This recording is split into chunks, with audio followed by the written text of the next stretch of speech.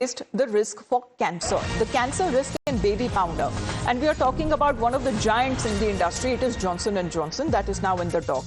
A US jury has now asked Johnson & Johnson to pay $40 million as damages. Now, this jury has now ordered Johnson & Johnson to pay $40 million to two women in the latest talcum trial, where the California jury has awarded $40 million to two women who said that Johnson & Johnson Open's new Tab baby powder was to blame for their ovarian cancer.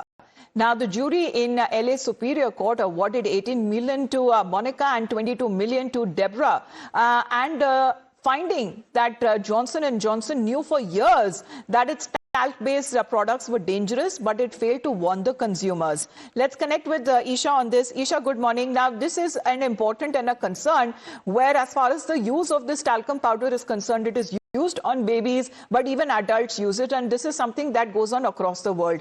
Here is a California jury finding the company knew that its talc-based products were dangerous, but it did not warn the consumers. Amita, Johnson & Johnson is a fairly common product which is used across the world. In fact, we still see it at supermarkets, and it is widely sold as one of the most popular brands for children and even adults. However, what has now come to the fore is that a court has ordered Johnson & Johnson to pay $40 million to two women with ovarian cancer, and who said that the long-term use of the company had caused their illness. So they appealed to a court, and henceforth they have gotten the $40 million payout. However, it is also important to note this is not the first time that Johnson & Johnson has come into the scanner.